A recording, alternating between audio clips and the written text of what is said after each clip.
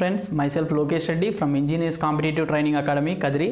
ఈరోజు మన బాడీలో ఉన్న ఇంపార్టెంట్ ఆర్గాన్స్ ఏవేవైతే ఉన్నాయో వాటి గురించి మనం డిస్కస్ చేద్దాం.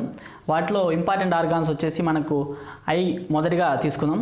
ఐ చూసుకున్నట్లయితే మనకు మన బాడీలో ఒక ఇంపార్టెంట్ ఆర్గాన్ అని చెప్పవచ్చు. ఎందుకంటే మన కంటి చూపు లేకుంటే మనం దేన్ని మనం చూడలేము, దేన్ని మనం సెన్స్ చేయలేము అనమాట. కాబట్టి మనం ఐని మొట్టమొదటిసారిగా చూసుకుందాం. ఐ చూసుకున్నట్లయితే ఐలో ఇంపార్టెంట్ పార్ట్స్ వచ్చేసి మనకి లెన్స్, రెటీనా, ఐరిస్, ప్యూపిల్ ఇవన్నీ వచ్చేసి మనకు ఐలో పార్ట్స్ అని చెప్పుకోవచ్చు. దాంట్లో ఐలో చూసుకున్నట్లయితే మొట్టమొదటి పార్ట్ మనకు వైట్ కలర్ కనిపిస్తుంది కదా, ఈ వైట్ కలర్ కనిపిస్తున్న పార్ట్ పేరు ఏమంటారంటే కార్నియా అని చెప్తాం అనమాట. ఎప్పుడైతే మనం ఐని డొనేట్ చేయాలనుకో అప్పుడు మనం డొనేట్ చేసేది ఐని మొత్తం డొనేట్ చేయము. దాంట్లో ఉన్న కార్నియా, ఈ వైట్ కలర్ ఉంది కదా, ఈ వైట్ కలర్ పార్ట్ని కార్నియా అంటారు. ఈ కార్నియా అనే పొరను మాత్రమే మనము దానం చేస్తాం, గుర్తుపెట్టుకోండి. కార్నియా. నెక్స్ట్ కార్నియా తర్వాత నెక్స్ట్ ఉండేది మనకు ఐరిస్ అనేది ఉంటుందన్నమాట. ఈ ఐరిస్ అనేది ఏమంటే మనకి ఐలేకి లైట్నింగ్ వస్తుంది కదా, ఆ లైట్నింగ్ని కంట్రోల్ చేస్తుంది అనమాట. అదేవిధంగా మనం ప్యూపిల్ని కూడా కంట్రోల్ చేస్తుంది, అంటే ఐరిస్ కంట్రోల్ చేస్తుంది. ఈ ఐరిస్ కలర్ను మన కంటి కలర్ ఉంటుంది కదా, కొంతమందికి వచ్చేసి ఐ వచ్చేసి లైట్ బ్లూ కలర్ ఉంటుంది, కొంతమందికి వచ్చేసి బ్లాక్ కలర్ ఉంటుంది. ఈ కంటి కలర్ వచ్చేసి మనకి డిసైడ్ చేసేది ఏదంటే ఐరిస్ అని చెప్పుకోవచ్చు. నెక్స్ట్ మనం చూసుకున్నట్లయితే ప్యూపిల్ ఉందన్నమాట. ఆ ప్యూపిల్ ఈ బ్లాక్ కలర్ ఉంది కదా, ఈ బ్లూ కలర్ తర్వాత నెక్స్ట్ లోపల ఒక డాట్ ఉండి బ్లాక్ కలర్ ఉంది కదా, దీన్నే మనం ప్యూపిల్ అంటారు అనమాట.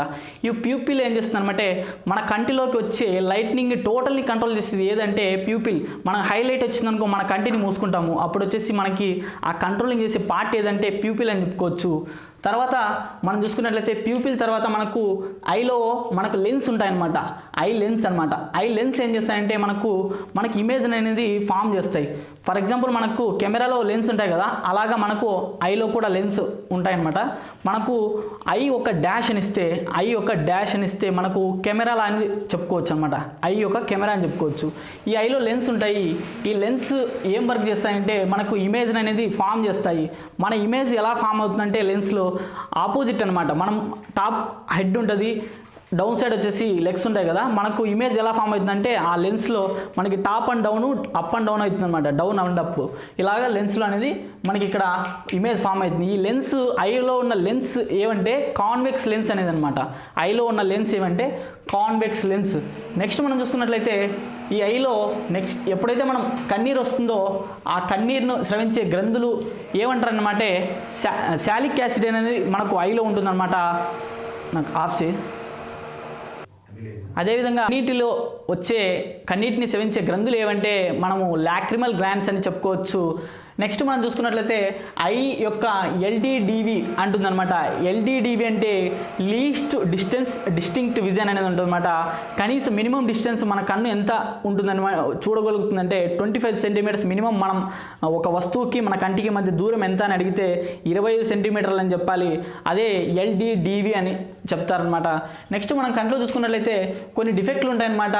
ఆ డిఫెక్ట్లు ఏమేమంటే short sight, long sight, presbyopia, astigmatism అనేది 4 టైప్ ఆఫ్ ఒక డిఫెక్ట్స్ అనేవి మనకు ఐలో కనిపిస్తాయి. అవేంటంటే ఫస్ట్ షార్ట్ సైట్ గురించి చెప్పుకుందాం. షార్ట్ సైట్నే మయోపియా అంటారు అనమాట. మనకి షార్ట్ సైట్లో ఏమైతుందంటే ఈ ఐబాల్ ఉంది కదా, ఐబాల్ వచ్చేసి ఎలాంగేట్ అయిపోతుంది అనమాట. ఈ ఐబాల్ ఎలాంగేట్ అయిపోతే దాన్ని మయోపియా అంటారు అనమాట. మయోపియానే షార్ట్ సైట్ అంటారు. షార్ట్ సైట్లో మనకి దగ్గర వస్తువులు మాత్రమే కనిపిస్తాయి, దూరం వస్తువులు అనేది మనకు కనిపించవు. ఆ దగ్గర వస్తువులు కనిపిస్తాయి, దూరం వస్తువులు కనిపించినప్పుడు మనం ఏ లెన్స్ వాడాలంటే మనం కాన్కేవ్ లెన్స్ యూస్ చేసి మనము మయోపియాని ఎలిమినేట్ చేసుకోవచ్చు. మయోపియాని షార్ట్ సైట్ అంటారు. Which of the following lens used to eliminate the short site అంటే మనకు కాన్కేవ్ లెన్స్ అని చెప్పుకోవచ్చు. అలాగే నెక్స్ట్ చూసుకున్నట్లయితే లాంగ్ సైట్ గురించి చెప్పుకోవచ్చు. ఈ లాంగ్ సైట్ అంటే దూరదృష్టి అని చెప్పుకోవచ్చు. దూరంగా ఉన్న వస్తువులు మాత్రమే కనిపిస్తాయి, దగ్గర ఉన్న వస్తువులు మనకు కనిపించవు. దీన్నే లాంగ్ సైట్ అని చెప్పుకోవచ్చు. దీన్ని హైపర్ మెట్రోపియా అంటారు. ఈ హైపర్ మెట్రోపియాని which of the following lens used to eliminate the hypermetropia అని చెప్పుకున్నట్లయితే మనకు కాన్వెక్స్ లెన్స్ అని చెప్పుకోవచ్చు. షార్ట్ సైట్ అయితే మనం కాన్కేవ్ లెన్స్, అలాగే లాంగ్ సైట్ అయితే కాన్వెక్స్ లెన్స్ అని చెప్పుకోవచ్చు. నెక్స్ట్ చూసుకున్నట్లయితే అస్టిగ్మాటిజం అంటారనమాట. అస్టిగ్మాటిజం అనేది కూడా కంటికి వచ్చే ఒక రకమైన వ్యాధి అని చెప్పుకోవచ్చు. ఆ అస్టిగ్మాటిజాన్ని ఏ లెన్స్ యూస్ చేస్తారంటే సిలిండ్రికల్ లెన్స్ అనేది యూస్ చేసి మనం అస్టిగ్మాటిజాన్ని ఎలిమినేట్ చేస్తారు.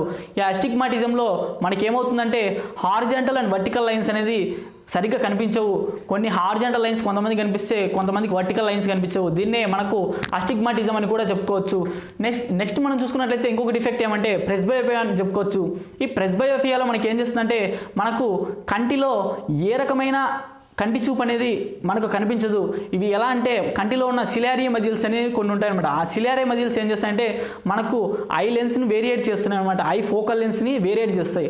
ఆ సిలారియా మజిల్స్ ఏజ్ అయ్యే కొద్దీ మనకి తగ్గిపోతాయన్నమాట. ఆ తగ్గిపోయినప్పుడు మనకు వచ్చే వ్యాధి ఏమంటే ప్రెస్బయోపియా అని చెప్పుకోవచ్చు.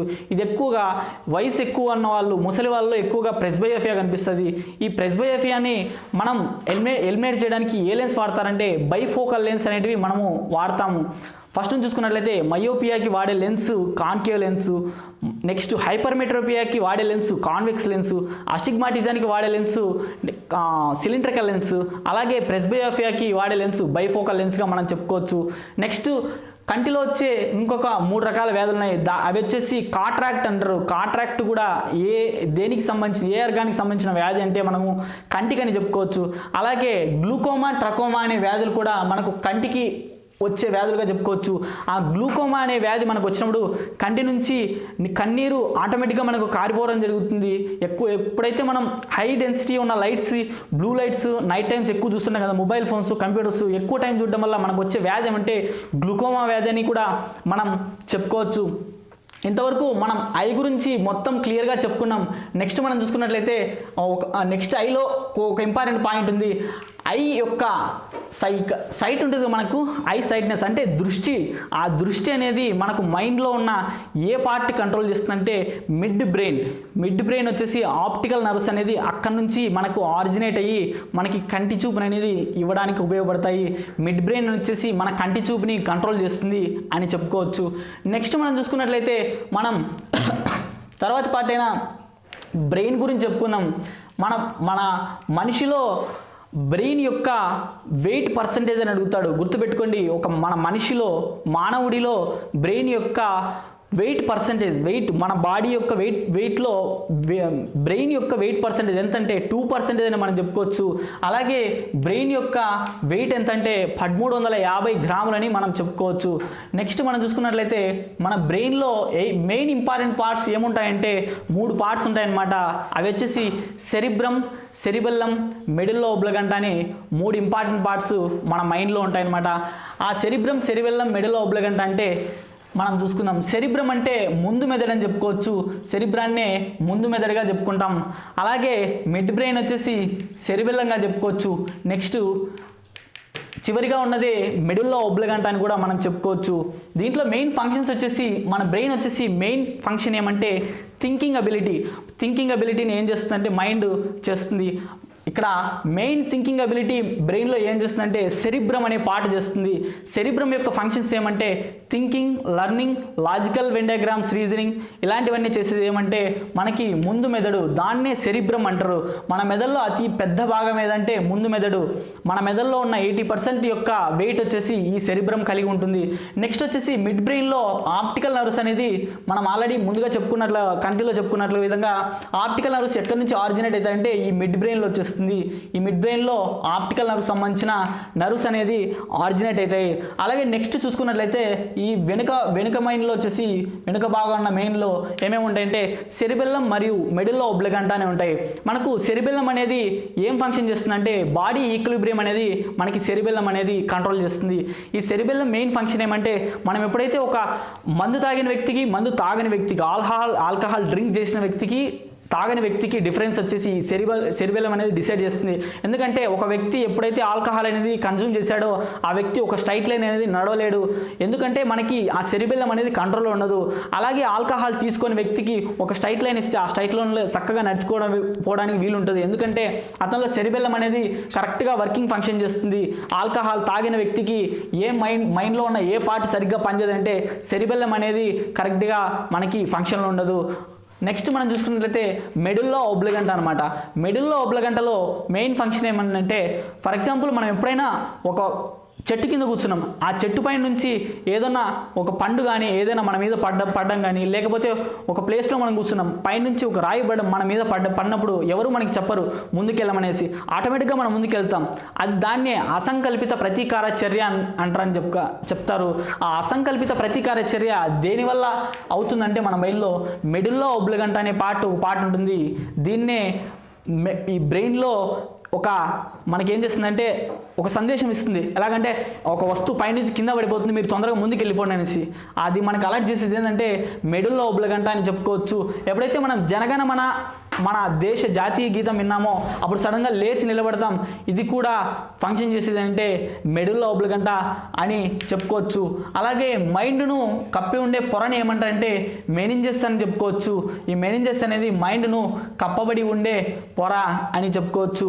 దీంట్లో మెయిన్ పార్ట్స్ వచ్చేసి సెరిబెల్లం, మెడుల్లో ఒబ్లిగంట. దీని గురించి బాగా తెలుసుకోవాలి. సెరిబ్రమ్ వచ్చేసి బిగ్గెస్ట్ పార్ట్, మెడుల్లో ఒబ్లిగంట వచ్చి స్మాలెస్ట్ పార్ట్. నెక్స్ట్ మైండ్లో వచ్చేసి కంట్రోలింగ్ పార్ట్స్ ఇంకా ఏమేమి ఉన్నాయంటే హైపోథలామస్ అనేది ఒక కంట్రోలింగ్ పార్ట్ ఉంటుంది.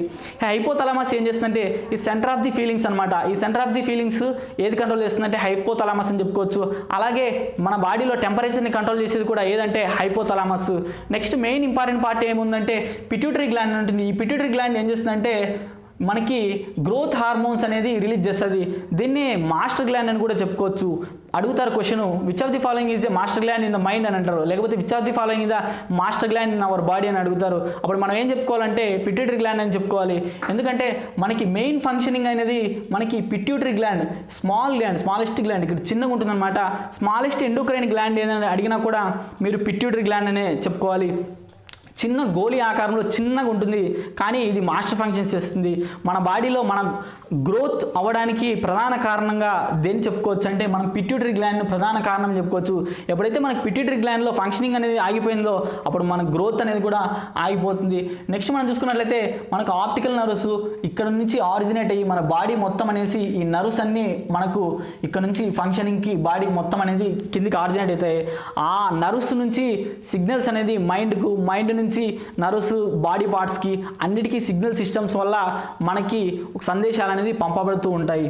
నెక్స్ట్ మనం చూసుకున్నట్లయితే చెవి గురించి చూసుకున్నట్లయితే దీన్ని చెవి గురించి చదివి అధ్యయనం చేసే శాస్త్రాన్ని ఏమంటారంటే ఓంటాలజీ అంటారు అనమాట. గుర్తుపెట్టుకోండి, ఓంటాలజీ. అలాగే కంటి గురించి అధ్యయనం చేసే శాస్త్రాన్ని ఏమంటారంటే ఆప్థమాలజీ అంటారు అనమాట. ఆ డాక్టర్ని ఏమంటారంటే కంటి డాక్టర్ని ఆప్థమాలజిస్ట్ అంటారు అనమాట. ఇక్కడ చెవి గురించి చూసుకుందాం. చెవి గురించి అధ్యయనం చేసే శాస్త్రాన్ని వచ్చేసి ఓంటాలజీ అంటారు. చెవిలో 3 రకాల వెముకలు ఉంటాయన్నమాట. ఒక్క చెవిలో 3 వెముకలు ఉంటాయి. మ్యాలస్, స్టీఫస్, ఇంకస్ అని 3 వెముకలు ఉంటాయన్నమాట. ఒక ఇంపార్టెంట్ బిట్ ఏమంటే మన చెవిలో అతి చిన్న భాగం ఏదని అడిగితే స్టీఫస్ అని చెప్పొచ్చు. అలాగే బాడీలో కూడా అతి చిన్న వెముక ఏది అని అడిగితే స్టీఫస్ అని చెప్పుకోవాలి. బాడీలో అతి చిన్న వెముక ఎక్కడ ఉందంటే మనకి చెవిలో అని చెప్పుకోవచ్చు. చెవిలో ఉన్న లేకపోతే బాడీలో ఉన్న అతి చిన్న వెముక ఏదంటే స్టీఫస్ అని చెప్పుకోవచ్చు. అతి పెద్ద వెముక ఏమంటే ఫీమర్ అని చెప్పుకోవచ్చు. అది తొడలో ఉంటుంది. ఫీమర్ వచ్చేసి తొడలో ఉంటుంది, అతి పెద్ద వెముక. స్మాలెస్ట్ బోన్ వచ్చేసి స్టీఫస్గా చెప్పుకోవచ్చు. నెక్స్ట్ వచ్చేసి టెంపరల్ ఐలోబ్ అనేది మనకు ఇక్కడ చెవిలో ఉంటుంది, ఇక్కడ కర్ణబేరులో ఉంటుంది. ఈ కర్ణబేరు నుంచి మనకి మైండ్స్కి అనేది సిగ్నల్స్ పంపబడుతూ మళ్ళీ బయటకు వస్తూ ఉంటాయి అన్నమాట. దీనివల్ల మనకు కర్ణబేరులో ఒక వైబ్రేషన్స్ అనేది క్రియేట్ అయ్యి అప్పుడు సౌండ్ రిఫ్లెక్షన్స్ అనేది మనకు ఒక ఆడియో సిగ్నల్స్గా మన చెవికి వినిపిస్తాయి అన్నమాట. నెక్స్ట్ అలాగే మనకు మానవుడు సాధారణంగా ఎన్ని డెసిబెల్స్ వరకు మన చెవి తట్టుకోగలుగుతుందంటే 85 డెసిబెల్స్ అనేది మ్యాక్సిమం అనమాట. 85 డెసిబెల్స్ అనేది ఎప్పుడైతే మనకు చెవికి అనేది దాటిందనుకో అప్పుడు చెవిలో నొప్పి అనేది పుడుతుంది. మీకు ఆబ్జెక్ట్ అడుగుతాడు ఎంతవరకు మన మానవుడు ఒక సౌండ్ని వినగలడు అంటే 85 డెసిబెల్స్ వరకు వినగలడు, తర్వాత కూడా వినగలడు. కానీ మన చెవిలో నొప్పి అనేది 85 డెసిబెల్స్ దాటితే చెవిలో నొప్పి అనేది పుడుతుంది. దీన్ని ఇంపార్టెంట్ బిట్గా కూడా మనం చెప్పుకోవచ్చు. నెక్స్ట్ మనం చూసుకున్నట్లయితే చర్మం గురించి చూసుకుందాం. చర్మం వచ్చేసి మన బాడీలో అతిపెద్ద గ్లాండ్గా కూడా చెప్పుకోవచ్చు. మన బాడీలో అతిపెద్ద ఎక్స్టర్నల్ గ్లాండ్ ఏదిరా అంటే చర్మంగా చెప్పుకోవచ్చు. చర్మం వచ్చేసి మన బాడీకి బయట కప్పి ఉన్న పొరగా చెప్పుకోవచ్చు. దీంట్లో 3 పొరలు ఉంటాయి. డెర్మిస్, ఎపిడెర్మిస్, సబ్క్యూటానియస్ అని 3 పార్ట్స్ ఉంటాయన్నమాట. మనకి బాడీలో ఉన్న కొవ్వు ఎక్కడ పేరుకుంటుంది లేకపోతే ఎక్కడ అనేది మనకి స్టోర్ అవుతుందంటే అడిపోస్ కణజాలం అని ఉంటుంది. ఆ అడిపోస్ కణజాలం ఎక్కడ ఉంటుందంటే మనకి ఎపిడెర్మిస్ అంటారు అనమాట. ఎప్పుడైతే డాక్టర్లు ఎవరైతే చర్మం గురించి డీల్ చేస్తారో, చర్మ వ్యాధులకు సంబంధించింది డీల్ చేస్తారో వాళ్ళని ఏమంటారంటే డెర్మటాలజిస్టులు అని మనం చెప్పుకోవచ్చు. నెక్స్ట్ చూసుకున్నట్లయితే మనకి ఈ ఓవరాల్ మనం ఈ ఇంపార్టెంట్ ఆబ్జెక్టివ్స్ అన్ని కవర్ చేసాం. ఈ ఇంపార్టెంట్ ఆబ్జెక్ట్స్ నుంచి మీకు తప్పకుండా మెయిన్ ఇంపార్టెంట్ ఏదంటే మైండ్ గురించి మీకు తప్పకుండా ఆబ్జెక్టివ్ అడుగుతారు.